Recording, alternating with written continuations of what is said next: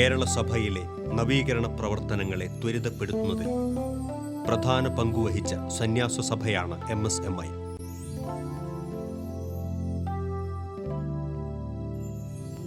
MSMI സന്യാസ സഭയുടെ ഇപ്പോഴത്തെ വികാർ ജനറൽ ആയിരിക്കുന്ന റവറൻ സിസ്റ്റർ ലെറ്റീഷ്യ MSMIയെ പരിചയപ്പെടാം മർത്ത ആൻഡ് മേരിയിലൂടെ.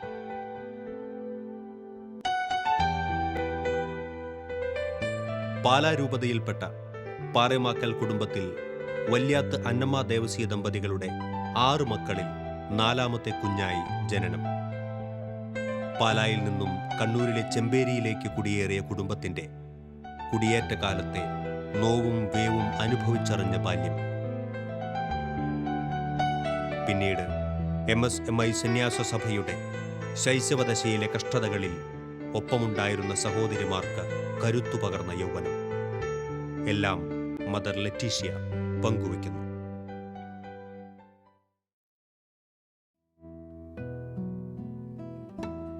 പാലാരൂപതയിൽപ്പെട്ട കടനാട് ഇടവകയിൽ പാറേമാക്കൽ കുടുംബമാണ് ഞങ്ങളുടെ കുടുംബം.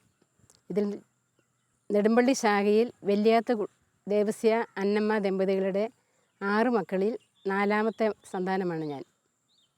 കടനാട്ടിൽ നിന്നും എൻ്റെ കുടുംബം നീലൂർ ഇടവകയിലേക്ക് സ്ഥലം മാറി. അവിടെയാണ് ഞാൻ ജനിച്ചത്. ജ്ഞാനസ്നാനവും ആദ്യ കുർബാന സ്വീകരണവും നീലൂർ ഇടവകയിലായിരുന്നു. അവിടെ 1ഉം 2ഉം ക്ലാസ്സുകളിൽ പഠിച്ചപ്പോൾ ഞങ്ങളുടെ കുടുംബം നീലൂരിൽ നിന്നും കണ്ണൂർ ഡിസ്ട്രിക്റ്റിൽപ്പെട്ട ചെമ്പേരി ഇടവകയിൽ നെല്ലിക്കുറ്റിയിലേക്ക് സ്ഥലം മാറി. തിരുവിതാംകൂറിൽ നിന്നും അങ്ങനെ കുടിയേറ്റക്കാരുടെ കൂട്ടത്തിലാണ് ഞങ്ങൾ നെല്ലിക്കുറ്റിയിലെത്തിയത്. അന്ന് യാത്രാ സൗകര്യങ്ങളൊന്നും ഇല്ല, കാട്ടുപ്രദേശമായിരുന്നു. മലബാറിലെത്തിയ ആദ്യ നാളുകളിൽ വന്യമൃഗങ്ങളും എല്ലാം ഉള്ള ഒരു പ്രദേശമായിരുന്നു. സ്കൂളിൽ പോകണമെങ്കിൽ ചെമ്പേരിക്ക് പോകണം. 3ാം ക്ലാസ്സിൽ എന്നെ അവിടെ കൊണ്ടുപോയി ചേർത്തെങ്കിലും വീട്ടിൽ നിന്ന് മൂത്ത സഹോദരന്മാർ 2 മൈൽ ദൂരെ എല്ലാ ദിവസവും കൊണ്ടുപോയി വിടണമായിരുന്നു. അപ്പോൾ ആദ്യം വന്നപ്പോൾ കൊണ്ടുപോയി വിട്ടു. പിന്നീട് അടുത്തുള്ള വീടുകൾ കണ്ടെത്തുകയും അവിടുത്തെ കുട്ടികളുടെ കൂട്ടത്തിൽ പറഞ്ഞയക്കുകയും ചെയ്യുമായിരുന്നു. മഴക്കാലമായാൽ ചെമ്പേരി ഒരു വലിയ പുഴയുണ്ട്. ആ പുഴയ്ക്ക് അന്നത്തെ മുള കൊണ്ടുള്ള പാലം താൽക്കാലികമായിട്ട് നാട്ടുകാരുണ്ടാക്കുന്നതാണ്. വലിയ വെള്ളം വരുമ്പോൾ പലപ്പോഴും പാലം ഒഴുകിപ്പോകും. അപ്പം ഞങ്ങൾ ചിലപ്പോൾ ചെമ്പേരിയിൽ അവിടെ സ്കൂളിൻ്റെ അടുത്താണ്, അവിടെ എത്തിയിട്ട് തിരിച്ചു പോരേണ്ടതായിട്ട് വരുമായിരുന്നു. അടുത്ത ദിവസം നാട്ടുകാരെല്ലാം കൂടെ ഒരു കമ്പി വലിച്ചു കെട്ടും. അപ്പം ഞങ്ങളുടെ ഹൈസ്കൂളിൽ പഠിക്കുന്ന ജ്യേഷ്ഠ സഹോദരന്മാരും അധ്യാപകരുമൊക്കെ ഞങ്ങളുടെ ഡ്രസ്സും പുസ്തകവും എല്ലാം പിടിക്കും. ഞങ്ങളുടെ ഡ്രസ്സൊക്കെ അവരുടെ ഊരി കൊടുത്ത് ഈ പുഴയിൽ കൂടി നീന്തി പോകുന്നത് പോലെ ഈ കമ്പിയാൽ അവർ പിടിക്കും. അവരിങ്ങനെ 3ലൊക്കെ പഠിക്കുന്ന കുട്ടികളായതുകൊണ്ട് ഞങ്ങളെ അവർ അക്കരെ കിടത്തുമായിരുന്നു. പിന്നെ എൻ്റെ അടുത്തുള്ളൊരു വീട്ടിൽ നനഞ്ഞ ഡ്രസ്സൊക്കെ ഇട്ട് പുതിയ ഡ്രസ്സൊക്കെ ധരിച്ച് ഞങ്ങളങ്ങനെ ഒരു സെറ്റ് ഡ്രസ്സും ഈ പുസ്തകത്തോടൊപ്പം കൊണ്ടുപോകണമായിരുന്നു മഴക്കാലത്ത്. പിന്നെ ഏതാനും ദിവസങ്ങൾക്ക് ശേഷം നാട്ടുകാരെല്ലാവരും കൊണ്ട് പാലം ശരിയാകും. പിന്നെ പാലത്തെ കൂടെ പോകുന്ന ഒരു രീതിയായിരുന്നു. അപ്പം ബാല്യകാലത്ത് ധാരാളം കൂട്ടുകാരുണ്ടായിരുന്നു. ഇങ്ങനെ ഒരുമിച്ചാണ് പോകുന്നത്, ഒറ്റപ്പെട്ട് പോവുകയല്ലായിരുന്നു. അപ്പോൾ അന്ന് ഒരുമിച്ച് പഠിച്ച പലരും ഇന്ന് പല സന്യാസ സഭകളിലായിട്ടുണ്ട്. എൻ്റെ കൂടെ പഠിച്ച 2-3 പേര് MSMI കോൺഗ്രിഗേഷനിൽ തന്നെയുണ്ട്. സിസ്റ്റർ ഇന്നസെൻ്റ്, മരീന, ഞങ്ങളൊക്കെ ഒരുമിച്ച് സ്കൂളിലൊക്കെ പോയിക്കൊണ്ടിരുന്നതാണ്. അന്ന് ഇന്നത്തെ പോലെ കടകളൊന്നുമില്ല. ഞങ്ങൾക്ക് മിഠായി വാങ്ങിക്കാനൊന്നും കടകളില്ലാത്തതുകൊണ്ട് കാട്ടിലുള്ള ചില പഴങ്ങളൊക്കെയാണ് പറിച്ചിരുന്നത്. നല്ല രസമായിരുന്നു. നെല്ലിക്കായും മറ്റ് ചില പഴങ്ങളൊക്കെ പറിച്ച് തിന്ന് കൂട്ടുകൂടി പോകുന്ന വളരെ രസകരമായ ഒരു ബാല്യകാലമാണ് എൻ്റെ ഓർമ്മയിലുള്ളത്. കുടുംബത്തിൽ എനിക്ക് 3 സഹോദരന്മാരും 2 സഹോദരിമാരുമാണ് ഉള്ളത്. അതിലൊരു സഹോദരൻ ചെറുപ്പത്തിൽ തന്നെ മരണപ്പെട്ടു. പിന്നെ 2 സഹോദരന്മാരും ഒരു സഹോദരിയും ജ്യേഷ്ഠ സഹോദരിയും വിവാഹിതരായി. എൻ്റെ അനുജത്തി ഒരു സിസ്റ്ററുണ്ട്. അവർ ലേഡി ഓഫ് പ്രോവിഡൻസ് എന്ന കോൺഗ്രിഗേഷനിൽ ഇപ്പോൾ ലക്നൌവിലാണ്. നെല്ലിക്കുറ്റിയിൽ നിന്നും എൻ്റെ സഹോദരന്മാർ കാസർഗോഡ് ജില്ലയിലേക്ക് ഇവിടുത്തെ സ്ഥലം വിറ്റിട്ട് പോയി. എങ്കിലും തറവാട് ഇപ്പോഴും നെല്ലിക്കുറ്റിയിൽ തന്നെയാണ്. അപ്പോൾ എൻ്റെ ഇളയ സഹോദരൻ്റെ മൂത്ത മകനാണ് തറവാട്ടിൽ അവസാന നാളുകളിൽ പേരൻസിൻ്റെ ഒപ്പം ഉണ്ടായിരുന്നത്. ഞാൻ 53 വർഷമായി സിസ്റ്ററിനെ അറിയാൻ തുടങ്ങിയിട്ട്. അന്ന് ആദ്യമേ സിസ്റ്റർ ആകാൻ ഉടുപ്പിട്ടപ്പം തന്നെ അന്ന് ഞങ്ങൾ നടത്തി വന്നിട്ടുണ്ടായിരുന്നു സിസ്റ്ററിൻ്റെ ഉടുപ്പിടിയിൽ നിന്ന്. അന്ന് തൊട്ട് ഞങ്ങൾ ഭയങ്കര ലോകത്തിലാണ്. പിന്നെ കാര്യങ്ങളൊക്കെ പറയാൻ എന്താവശ്യങ്ങൾ വന്നാലും വീട്ടിൽ വരികയും ഞങ്ങളോട് സഹകരിക്കുകയും ചെയ്യും. പിന്നെ പ്രാർത്ഥന സഹായം അപേക്ഷിക്കാനും കാര്യങ്ങൾ സഹായിച്ച് കിട്ടാറുണ്ട് മിക്കവാറും ദിവസങ്ങളിൽ. ഞങ്ങൾ വിളിക്കാറുണ്ട് പ്രാർത്ഥന വേണമെന്ന്. ഈയിടെയാണ് ഞങ്ങൾക്ക് 10ാം ക്ലാസ്സിൽ പഠിക്കുന്ന ഒരു കൊച്ചിന് കഴിഞ്ഞ പരീക്ഷയ്ക്ക് അവൾക്ക് ഭയങ്കര വിഷമമായിരുന്നു. ഇങ്ങനെ ഭയങ്കര പേടി, ജയിക്കുകയല്ല പരീക്ഷ. അപ്പോൾ സിസ്റ്ററിനെ വിളിച്ച് ഞങ്ങൾ പറഞ്ഞു, ഇവിടെ ആന്നോർത്താണ് വിളിച്ചത്, അന്നേരം ഇവിടെ ഇല്ല, വേറെ സ്ഥലത്താന്ന് പറഞ്ഞു. അവിടുന്ന് പ്രാർത്ഥിക്കാമെന്ന് പറഞ്ഞു. അന്ന് മുഴുവൻ പ്രാർത്ഥിച്ചു. പ്രാർത്ഥന രാവിലെ ക്ലാസ്സിൽ പോകുമ്പം ബുദ്ധിമുട്ടില്ലാതെ പരീക്ഷ എഴുതി.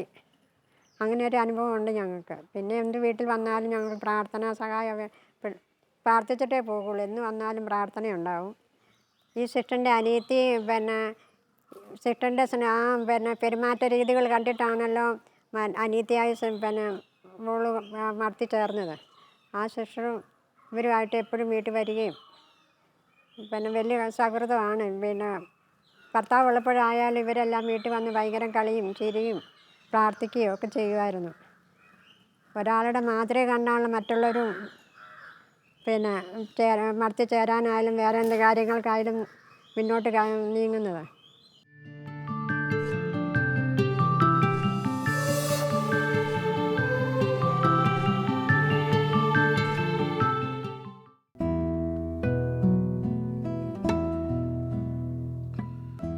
കുടുംബത്തിൽ നിന്നാണ് എനിക്ക് ദൈവവിളിയുടെ പ്രചോദനം ലഭിച്ചിരുന്നത്.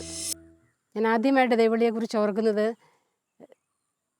ഞാൻ 2ാം ക്ലാസ്സിൽ നീരൂരായിരുന്നപ്പോൾ ഞങ്ങളുടെ വീട് റോഡിൻ്റെ സൈഡിൽ തന്നെയായിരുന്നു. അപ്പോൾ 2 സിസ്റ്റർമാർ ആ വഴിക്കൂടെ നടന്നു വന്നപ്പോൾ എൻ്റെ അമ്മയുമായിട്ട് സംസാരിച്ചു. അപ്പോൾ ഞാൻ 2ാം ക്ലാസ്സിൽ പഠിക്കുന്ന കാലമാണെങ്കിലും അവരെ കണ്ടപ്പോൾ അവരുടെ ഡ്രസ്സും അവരുടെ നല്ല പെരുമാറ്റമൊക്കെ കണ്ടപ്പോൾ എൻ്റെ മനസ്സിൽ ആദ്യമായിട്ട് ദൈവവിളിയെക്കുറിച്ചൊരു ചിന്ത വന്നത് ഞാൻ ഓർക്കുന്നു. വലുതാകുമ്പോൾ ഇവരെ പോലെ ആകണം എന്നൊരു ചിന്ത ആദ്യം ഉണർന്നായിരുന്നു. ചെമ്പേരിയിൽ വന്നപ്പോൾ ചെമ്പേരിയിലെ ഇടവക മാതാവിൻ്റെ നാമത്തിലുള്ള മധ്യസ്ഥലുള്ള പള്ളിയാണ്. അപ്പോൾ ചെമ്പേരിക്കാരെല്ലാം മാതാവിനോട് പ്രത്യേക ഭക്തിയുള്ളവരാണ്. അവർക്ക് എല്ലാ വീട്ടിലും മാതാവിന് കൊന്ത കഴിഞ്ഞാൽ വൈകുന്നേരം മാതാവിൻ്റെ ഒരു പാട്ടൊക്കെ പാടും. ഞങ്ങൾ വന്നപ്പോൾ ലത്തീൻ രൂപതയായിരുന്നു. അന്ന് ഫാദർ കുര്യാക്കോസ് കൊടക്കച്ചിറയായിരുന്നു വികാരി. എന്നാൽ ആ വർഷം തന്നെ ഞങ്ങൾ ജൂണിലാണ് വന്നത്. അപ്പം ഡിസംബർ ആയപ്പോഴേക്കും തലശ്ശേരി രൂപതയ്ക്കുള്ള പ്രാരംഭമായി. അപ്പോൾ ഫാദർ ജേക്കബ് വാരികാട്ട് ഞങ്ങളുടെ വികാരിയായിട്ട് വന്നു.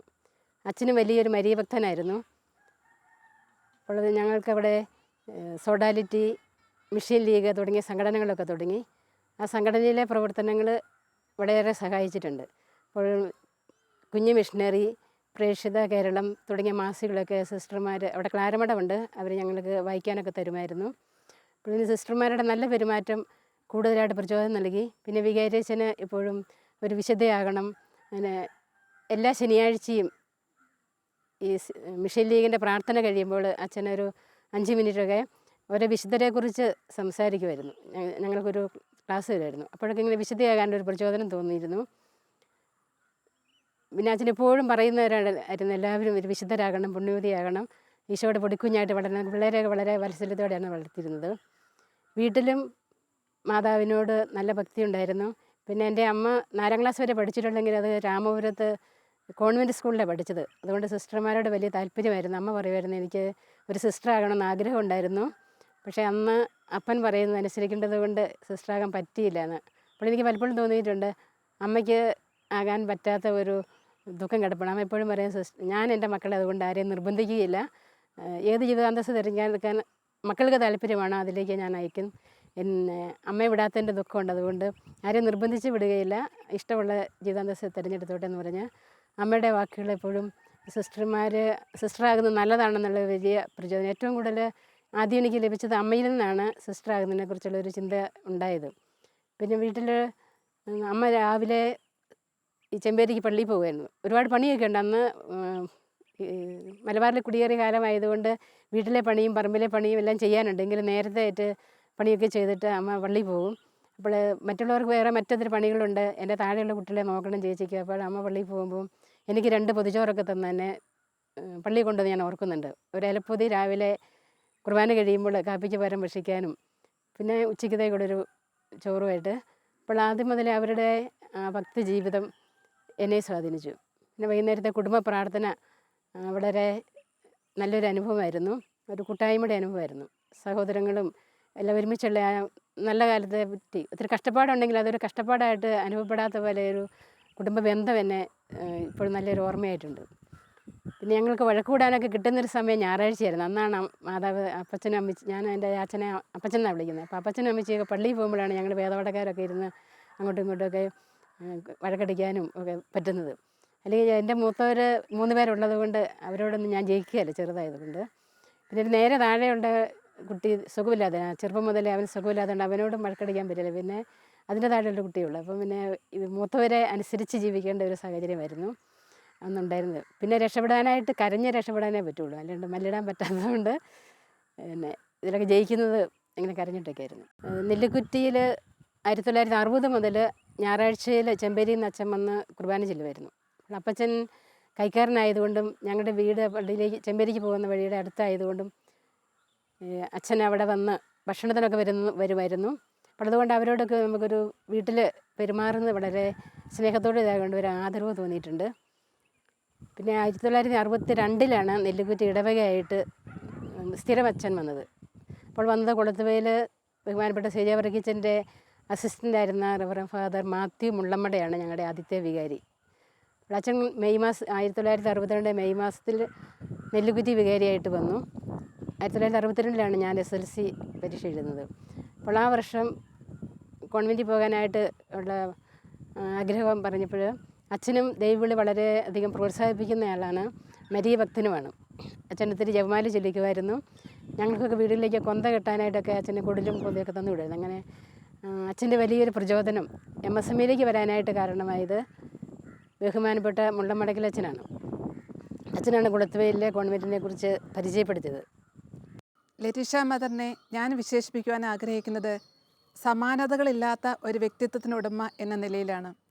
മദറിൻ്റെ സന്യാസ സമർപ്പണ ജീവിതത്തിൻ്റെ അധിക കാലവും ചെലവഴിച്ചത് സമൂഹത്തിൻ്റെ നേതൃത്വം നൽകുക എന്ന ദൈവനിയോഗത്തിന് വേണ്ടിയാണ്. 18 വർഷക്കാലം സുപ്പീരിയർ ജനറൽ എന്ന നിലയിലും 12 വർഷത്തോളം അസിസ്റ്റൻ്റ് ജനറൽ എന്ന നിലയിലും 3 വർഷം പ്രൊവിൻഷ്യൽ സുപ്പീരിയറായും വീണ്ടും 3 വർഷം അസിസ്റ്റൻ്റ് പ്രൊവിൻഷ്യലായും മദർ ഈ സന്യാസ സമൂഹത്തെ പ്രശംസനീയമാംവിധം നയിക്കുകയുണ്ടായി. 1980 ഞാൻ ഈ സന്യാസ സമൂഹത്തിൽ ചേരുവാൻ വേണ്ടി കടന്നു വന്നപ്പോൾ അന്നത്തെ സുപ്പീരിയർ ജനറൽ ലറ്റീഷ്യ മദറായിരുന്നു. എൻ്റെ ദൈവവിളിയെക്കുറിച്ച് ചിന്തിക്കുമ്പോൾ തികഞ്ഞ അഭിമാനത്തോടും സന്തോഷത്തോടും കൂടി ഞാൻ പറയുവാൻ ആഗ്രഹിക്കുന്നത് സ്ഥാപക പിതാവായ മോൺസിഞ്ഞോർ CJ വർക്കിയച്ചൻ്റെയും സുപ്പീരിയർ ജനറലായിരുന്ന ലറ്റീഷ്യ മദറിൻ്റെയും സ്നേഹവും പരിപാലനയുമാണ് ദൈവവിളിയിൽ നിലനിൽക്കുവാനും അതിനെ പരിപോഷിപ്പിക്കുവാനും വളർത്തുവാനുമെല്ലാം എന്നെ സഹായിച്ചത് എന്നാണ്. വ്രതവാഗ്ദാനത്തിന് ശേഷം ആദ്യത്തെ വർഷം നിർമ്മലഗിരിയിലായിരിക്കെ ഒരിക്കലും മദർ ഞങ്ങളുടെ സമൂഹത്തിലേക്ക് വരുന്നുവെന്ന് കേട്ട് രാവിലെ മുതൽ മണിക്കൂറുകളോളം ഞങ്ങൾ വഴി നോക്കി കാത്തിരുന്നത് ഞാൻ ഇപ്പോഴും ഓർമ്മിക്കുകയാണ്. പിന്നീട് ആലപ്പുഴയിലെ ഹോസ്റ്റലിൽ നിന്ന് പഠിക്കുന്ന സാഹചര്യത്തിലും എല്ലാ കുട്ടികളും വീട്ടിലേക്ക് പോയി ഹോസ്റ്റലിൽ ഏകിയായി ഞാൻ തനിച്ചായിരിക്കുമ്പോൾ അന്ന് അവിടെ എന്നെ കാണുവാൻ വേണ്ടി മദർ എത്തിച്ചേർന്നത് എനിക്ക് നൽകിയ ആശ്വാസം എത്ര വലുതെന്ന് പറഞ്ഞറിയിക്കുവാൻ തന്നെ സാധിക്കുകയില്ല. 1991 മദർ പ്രൊവിൻഷ്യൽ സുപ്പീരിയർ ആയിരിക്കെ പെരുവണ്ണാമുഴിയിൽ സ്കൂളിൽ അധ്യാപന വൃത്തിയും തുടർന്നുകൊണ്ടേയിരുന്നു. അന്ന് ശ്രീകണ്ഠാപുരത്തായിരുന്നു ഞങ്ങളുടെ പ്രൊവിൻഷ്യൽ ഹൗസ്. വാരാന്ത്യങ്ങളിൽ മദർ അവിടേക്ക് വരുന്നതും കാത്ത് ഒരു സമൂഹം മുഴുവൻ ഇരിക്കുന്നത് ഇന്നും എൻ്റെ ഓർമ്മയിലുണ്ട്.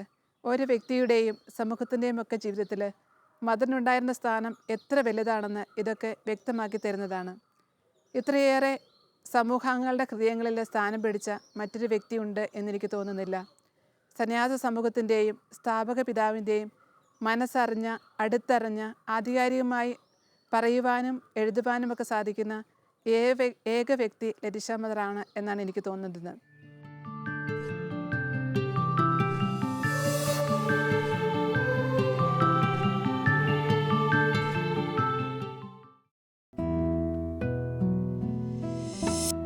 ആയിരത്തി 1962 മെയ് മാസത്തിലാണ് നെല്ലിക്കുറ്റിയിൽ സ്ഥിരമായിട്ട് ഒരു ഇടവക വികാരി വരുന്നത്. അത് കുളത്തുവയിൽ നിന്നും ബഹുമാനപ്പെട്ട CJ വർക്കിയച്ചൻ്റെ അസിസ്റ്റൻ്റായിട്ട് ജോലി ചെയ്തിരുന്ന റവറൻ ഫാദർ മാത്യു മുള്ളമ്മടയാണ്.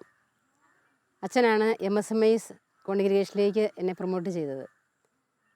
കോൺവെൻറ്റിൽ ചേരണമെന്നുള്ളതല്ലാതെ കൂടുതൽ ക്ലാരമട മാത്രമേ പരിചയമുണ്ടായിരുന്നുള്ളൂ, ചെമ്പേരിയിലെ മഠം ഉള്ളത് കൊണ്ട്. അപ്പോൾ അച്ഛൻ കുളത്തുവയിൽ കോൺവെൻറ്റിനെ കുറിച്ച് പറയുകയും അതിനെക്കുറിച്ച് വളരെ നന്നായിട്ട് സംസാരിക്കുകയൊക്കെ ചെയ്തപ്പോൾ വീട്ടിലുള്ളവർക്കും വികാരിച്ചൻ പറഞ്ഞതുകൊണ്ട് അതിനോട് കൂടുതൽ മതിപ്പ് തോന്നി. അങ്ങനെ ആദ്യ ബാച്ചാണെന്നൊന്നും മനസ്സിലായില്ല. അപ്പോൾ ആദ്യ ബാച്ചിലാണ് ഞാൻ അവിടെ കുളത്തുവേലിൽ വന്ന് ചേരുന്നത്. അപ്പം അത്രയും ദൂരം ഞാൻ യാത്ര ചെയ്ത് അന്നൊക്കെ യാത്ര വളരെ ക്ലേശകരമായിരുന്നു. നെല്ലിക്കുറ്റിൽ നിന്ന് ഒരു 15 കിലോമീറ്റർ നടന്നിട്ട് വേണം ശ്രീകണ്ഠാപുരത്തെത്തി വല്ലപ്പോഴും ഒരു ബസ് ഇടാൻ. ചിലപ്പോൾ പുറപ്പെട്ടാൽ രാവിലെ വന്നിരുന്നാലും 2 മണി കഴിയുമ്പോഴായിരിക്കും ഒരു ബസ് കിട്ടുന്നത്. അപ്പോൾ യാത്ര വളരെ ക്ലേശകരമായിരുന്നു. അപ്പോൾ അവിടെ നിന്ന് കുളത്തുവേലിയിലേക്കുള്ള വലിയൊരു യാത്ര. പിന്നെ കുളത്തുവേലിയടുത്ത് കൂരാച്ചുണ്ടിൽ എൻ്റെ അമ്മയുടെ വീട്ടുകാരുണ്ട്. അതുകൊണ്ട് അമ്മയും ചാച്ചനൊക്കെ അവിടെ വരാറുണ്ട്. കുട്ടികളെ കൊണ്ടുവരാറില്ല ഇത്രയും ദീർഘമായ യാത്രയായതുകൊണ്ട്. അവർക്ക് ഇവിടെ പരിചയമുണ്ട്. അതുകൊണ്ട് കുളത്തുവേലിയിൽ അവർക്ക് ഒരു വിശ്വാസമായിരുന്നു അവിടെ അമ്മയുടെ വീട്ടുകാരൊക്കെ ഉള്ളതുകൊണ്ട് അടുത്ത ആൾക്കാരുണ്ടല്ലോ എന്ന്. അപ്പോൾ ആദ്യത്തെ ദിവസം 1962 സെപ്റ്റംബർ 8-നാണ് കുളത്തുവേലിൽ മഠം ഉദ്ഘാടനം ചെയ്തത്. അന്ന് ഞാനത് അറിഞ്ഞില്ല. ഞാൻ വന്നത് 1 മാസം കഴിഞ്ഞിട്ട് താമസിച്ചാണ് കുളത്തുവേലിൽ ആദ്യ ബാച്ചിൽ വന്ന് ചേരുന്നത്. ഞങ്ങൾ ആദ്യം 21 അംഗങ്ങളാണ് ആദ്യത്തെ ബാച്ചിൽ വന്ന് ചേർന്നത്. അപ്പോൾ CJ വർഗീച്ചനും അസിസ്റ്റൻ്റായിട്ട് ഫാദർ ജോൺ കടുകമാക്കിലുമായിരുന്നു അന്ന് അവിടുത്തെ ഉണ്ടായിരുന്നത്. SH കോൺവെൻ്റ് നേരത്തെ തന്നെ വർഗീച്ചൻ അവിടെ ആരംഭിച്ചിട്ടുണ്ടായിരുന്നു. അച്ഛൻ പുതിയ സഭ തുടങ്ങാനായിട്ട് ഇടയായത് കുടുംബപ്രേക്ഷിതത്വം, കുടുംബങ്ങളെ നവീകരിക്കുവാനുള്ള അച്ഛൻ്റെ വലിയ ഒരു തീക്ഷ്ണതയായിരുന്നു. ഒരു ഇടവക വികാരിയായിരുന്ന അച്ഛന് അന്നത്തെ കാലത്ത് കുടുംബ സന്ദർശനം സിസ്റ്റർമാർക്ക് അത്ര അനുവദനീയമല്ലായിരുന്ന ഒരു കാലഘട്ടമാണ്. അപ്പോൾ കുടുംബങ്ങൾ കേന്ദ്രീകരിച്ച് കുടുംബത്തെ നവീകരിക്കുവാനായിട്ട് കുടുംബ സന്ദർശനം പ്രധാനമായിട്ടും ചെയ്യുന്ന ഒരു സഭ തുടങ്ങണമെന്നായിരുന്നു അച്ഛൻ്റെ ആഗ്രഹം. അതിനുവേണ്ടി അന്ന് തലശ്ശേരി രൂപതാധ്യക്ഷൻ മാർ സെബാസ്റ്റ്യൻ വള്ളോപ്പള്ളിയായിരുന്നു. പിതാവ് വഴിയായിട്ട് റോമിലേക്ക് എഴുതുകയും ഏതാനും വർഷങ്ങൾ കാത്തിരുന്ന് ശേഷമാണ് അതിനുള്ള അനുവാദം കിട്ടിയത്. ഒരു പൈസ യൂണിയനായിട്ട് തുടങ്ങി മുന്നോട്ട് പോകുന്നുണ്ടെങ്കിൽ പിന്നീട് അംഗീകാരം തരാമെന്ന് പറഞ്ഞ് മറുപടി കിട്ടി. അപ്പോൾ അങ്ങനെ കാത്തിരുന്ന ആ കാലഘട്ടത്തിലൊക്കെ മുള്ളമടക്കിലച്ഛനും അച്ഛനോടൊപ്പം ഇതിന് സഹകരിക്കുന്നുണ്ടായിരുന്നു. അവർ പരസ്പരം പങ്കുവെച്ച് കാര്യങ്ങളൊക്കെ പറഞ്ഞിരുന്നു. അതുകൊണ്ട് മുള്ളമടക്കിലച്ഛൻ വീണ്ടും ഇടയ്ക്കെല്ലാം കുളത്തുവേലി വരികയും ഞങ്ങൾക്ക് ക്ലാസ്സുകളൊക്കെ എടുക്കുകയും ഒക്കെ ചെയ്യുമായിരുന്നു. വർഗീച്ചൻ വളരെ പ്രാർത്ഥിച്ച് എടുത്തൊരു തീരുമാനമാണ്. അതിന് വള്ളപ്പള്ളി പിതാവ് എല്ലാ പ്രോത്സാഹനങ്ങളും അംഗീകാരവും നൽകി.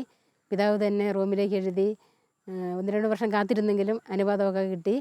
അപ്പോൾ സെപ്റ്റംബർ 8-ാം തീയതി മഠം തുടങ്ങാൻ തീരുമാനിച്ചെങ്കിലും മഠത്തിന് സ്ഥലമോ അതിനുള്ള കെട്ടിടങ്ങളൊന്നുമില്ലായിരുന്നു. അപ്പോൾ ദൈവപരിപാലന പ്രത്യേകമായിട്ട് അച്ഛന് എടുത്ത് പറയുകയുണ്ടായി. കുളത്തുവേലിൽ ഒരാശുപത്രി പണിതായിരുന്നു അച്ഛൻ. അത് ഏപ്രിൽ മാസത്തിൽ വെഞ്ചരിച്ചെങ്കിലും ഡോക്ടറെ കിട്ടാത്തതുകൊണ്ട് പ്രവർത്തനം ആരംഭിച്ചിരുന്നില്ല. അപ്പോൾ പെട്ടെന്ന് അച്ഛന് കത്ത് കിട്ടിയെന്ന് പിതാവിൽ നിന്ന് വിവരം അറിഞ്ഞപ്പോൾ അച്ഛൻ പെട്ടെന്ന് ഓർത്ത് ഇങ്ങനെ ഒരു ആശുപത്രി കെട്ടിടം താമസ സൗകര്യത്തിനെല്ലാം ഉണ്ടല്ലോ എന്ന് വിചാരിച്ച് പിതാവിനോട് പറഞ്ഞു. പിതാവ് സമ്മതിച്ചു, ഇടവക്കാർ സമ്മതിച്ചു. പിന്നെ ഞങ്ങൾ സ്ഥലമൊന്നും വാങ്ങിയിട്ടില്ലായിരുന്നു. അപ്പോൾ ഇടവകയിൽ നിന്നും ഒരു 3.5 ഏക്കർ സ്ഥലം പള്ളിയിൽ നിന്ന് ദാനമായിട്ട് തന്നു. അങ്ങനെ അവരുടെ കെട്ടിടം വിട്ടു തന്നു തൽക്കാലത്തേക്ക്. അവിടെയാണ് ആരംഭിച്ചത്. അതിനുശേഷം കുളത്തുവേലിൽ ഇപ്പോൾ മാതൃഭവനമായിരിക്കുന്ന സ്ഥലത്ത് ഒരു 7.5 ഏക്കർ സ്ഥലം പിന്നീട് വാങ്ങി. അവിടെയാണ് മഠം പണിത്.